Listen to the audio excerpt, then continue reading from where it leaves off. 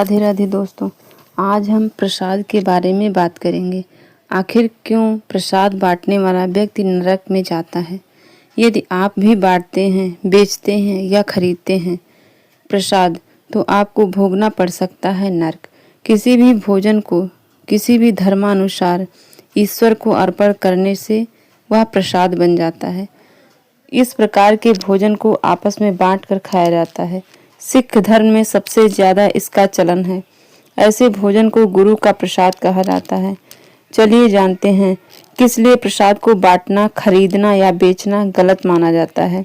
यदि आपने भी कभी प्रसाद को बांटा है, खरीदा है या बेचा है तो वीडियो को लाइक और चैनल को सब्सक्राइब जरूर करें। और हाँ, कमेंट में जय माँ लक्ष्मी जरूर लिखें।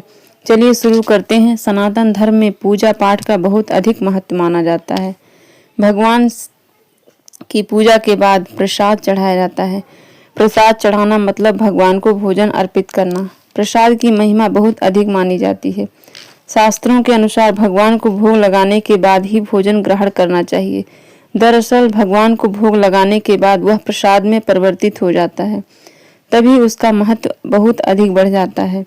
स्कंद पुराण समेत कई शास्त्रों में प्रसाद की महिमा का वर्णन मिलता है, जिसके अनुसार भगवान को चढ़ाया जाने वाला प्रसाद बहुत ही पवित्र होता है। वहीं इस प्रसाद को ग्रहण करने वाले व्यक्ति के लिए भी यह बहुत पवित्र होता है। शास्त्रों व पुराण के अनुसार प्रसाद को ग्रहण करने तथा बांटने से व्यक्ति गंगा जल के समान शुद्ध व पवित्रता मिलती है। तो कहा गया है कि प्रसाद कभी भी कहीं भी नहीं होता। प्रसाद का अर्थ होता है महत्व। प्रसाद शब्द का अर्थ होता है दया की भावना, दिया गया भोजन। हिंदू धर्म में प्रसाद भगवान के प्रतिनिधि माना जाता है और उसे भोजन के रूप में समर्पित किया जाता है। धर्म के अनुसार जब भगवान या देवी देवताओं को पूजा और अर्चना की जाती है तो भक्तों को भगवान का प्रसाद दिया जाता है। यह प्रसाद आमतौर पर शुद्ध एवं सात्विक भोजन से तैयार किया जाता है, जो भक्तों को शुद्ध करता है और उन्हें धार्मिक एवं आध्यात्मिक लाभ प्रदान करता है। प्रसाद अक्सर मिठाई, फल या अन्य भोजन वस्तुएं होती हैं जो भक्तों को दी जाती हैं। धर्म के अनुसार जब भक्तों को प्रसाद मिलता है तो वह उसे ध्यान से खाते हैं और इसका वास्तविक अर्थ में स्वीकार करते हुए धन्यवाद देते हैं। इसीलिए प्रसाद खरीदना, बेचना गलत माना जाता है। शिव महापुराण के अनुसार प्रसाद बांटने वाला नरक में जाता है। वेद व्यास जी ने बताया कि प्रसाद धर्म की जगह बनता है, सत्कर्म की जगह बनता है, देवालय में बनता है, कथा भागवत में बनता है। और प्रसाद बांटने वाला जब खड़ा होता है तो अपना आया तो हाथ बड़ा हो जाता है और पराया आया तो हाथ छोटा हो जाता है। जो व्यक्ति भगवान के सामने खड़ा होकर भी छल, कपट और बेईमानी करता है वह सीधा नरक में जाता है। आजकल के समय में कई धार्मिक स्थान ऐसे हैं जहां यंत्र सूचना पट्टी लिखी रहती है। इनमें भगवान को अर्पित भोग यानी प्रसाद को बेचा जाता है और श्रद्धालु उस प्रसाद को खरीदकर स्वयं को धन्य मानते हैं।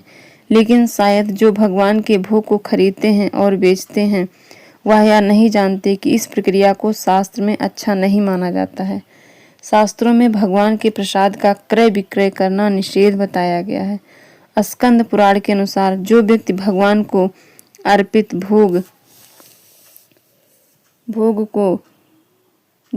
के पश्चात प्रसाद रूप में परिवर्तित हो चुका हो उसे खरीदते या बेचते हैं, वह दोनों ही व्यक्ति नरक के भागीदार माने जाते हैं। लेकिन वर्तमान स्थिति में किसी भी धार्मिक स्थल पर देखा जाए तो व्यापारिक गतिविधियों ने अपनी जगह बना रखी है।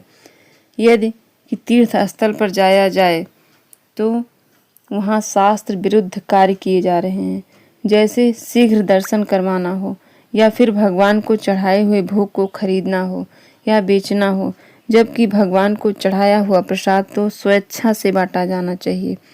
ध्यान दें, भगवान को अर्पण किया जाने वाला भोग आप खरीद सकते हैं, लेकिन जब भोग को चढ़ाया जा चुका है और प्रसाद में परिवर्तित हो चुका है, उस प्रसाद को खरीदना शास्त्र में निषेध होता है।